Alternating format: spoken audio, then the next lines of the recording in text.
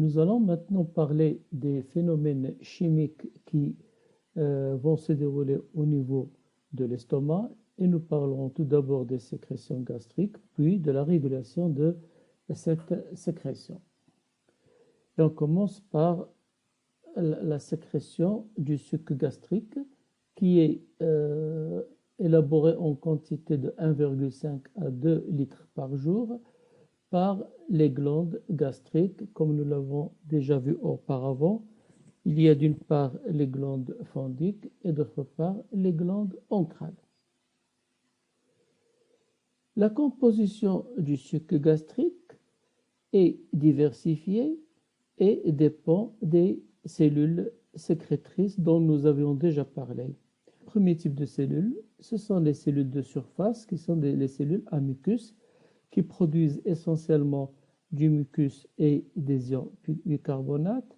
Ce mucus a pour rôle essentiellement la lubrification du bol alimentaire et aussi la protection contre les agressions acides, puisqu'il y a un pH très acide au niveau de l'estomac, donc ça permet de protéger la paroi de l'estomac contre l'autodigestion.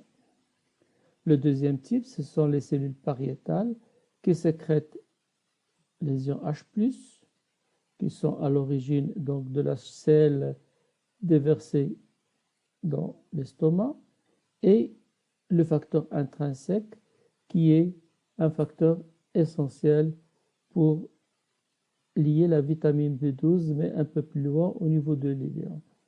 Les ions H+, bien entendu, ils vont être importants dans le processus de digestion des protéines. Nous verrons tout ça par la suite. Les cellules principales, qui sont dans la glande fondique, sécrètent des pepsinogènes et des lipases gastriques.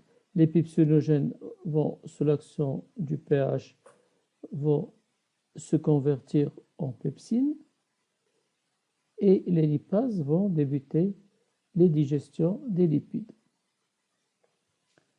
En ce qui concerne les cellules endocrines, ils vont sécréter plusieurs types d'hormones comme la gastrine, l'histamine, la somatostatine, etc. Et ces hormones vont contribuer largement à la régulation de cette sécrétion et tout ça nous le verrons par la suite. On commence tout d'abord par la production de l'HCl. Donc, comme nous l'avons déjà vu, la production de l'HCl est réalisée par les cellules pariétales. Alors, comment se fait cette production d'HCl? Alors, la cellule pariétale va puiser dans le plasma du CO2, tout simplement. Ce CO2 va entrer au niveau de la cellule pariétale et en présence de l'eau, donc H2O, et d'une anhydrase carbonique, il va se convertir en bicarbonate d'hydrogène. Et grâce à une réaction réversible, il va donner les ions bicarbonate d'une part et les ions H+ d'autre part. Alors les ions H+ ainsi formés vont être acheminés vers la surface de la cellule pariétale, c'est-à-dire vers la lumière gastrique, et vont être expulsés dans la lumière gastrique via une pompe sodium-potassium, avec donc un transport actif.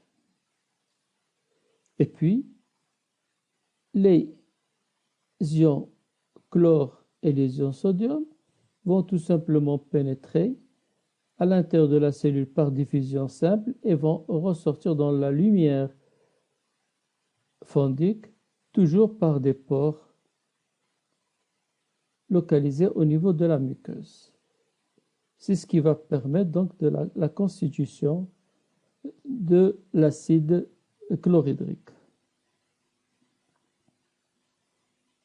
Et dans cette phase de production d'HCl, pour chaque ion H+, formé au niveau de la lumière gastrique, il va y avoir apparition d'un ion bicarbonate qui va sortir de façon passive vers le plasma.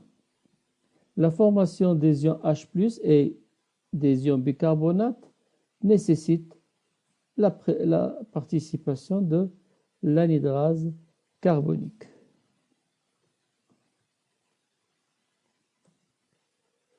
De point de vue sécrétion enzymatique, le suc gastrique contient deux enzymes, la lipase gastrique et le pepsinogène qui est une proenzyme.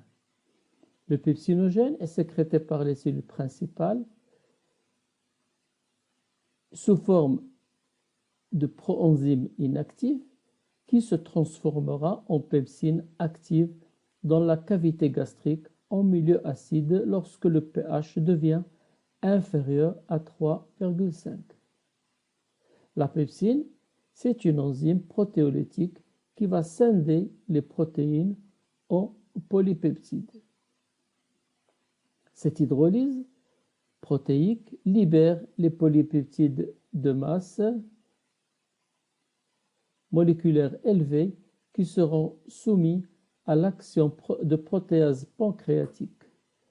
Alors, nous trouvons deux groupes de pepsinogènes.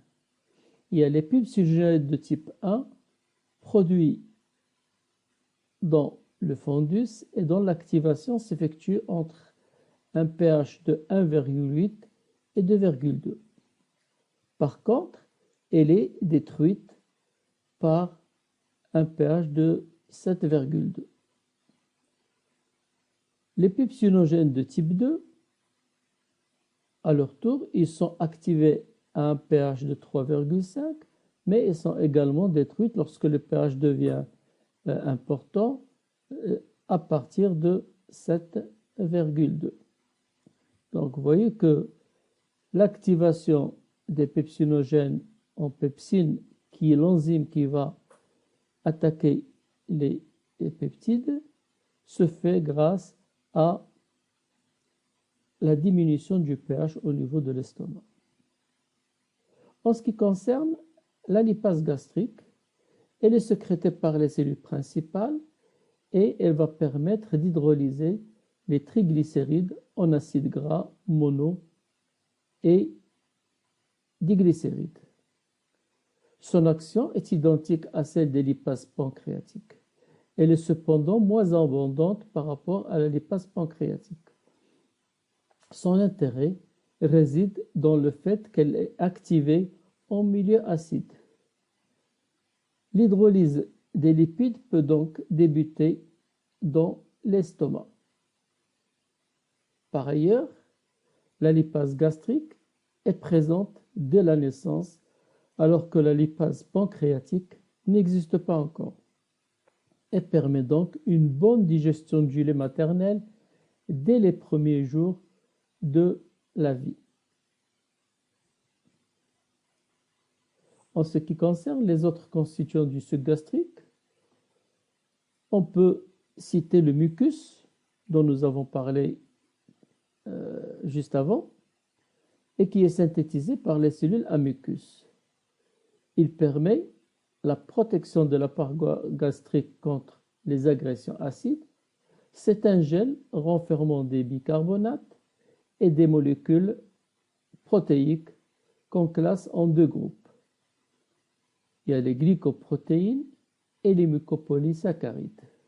Un constituant fondamental du suc gastrique est le facteur intrinsèque qui est une glucoprotéine. Ce facteur est nécessaire à l'absorption de la vitamine B12 au niveau de l'iléon.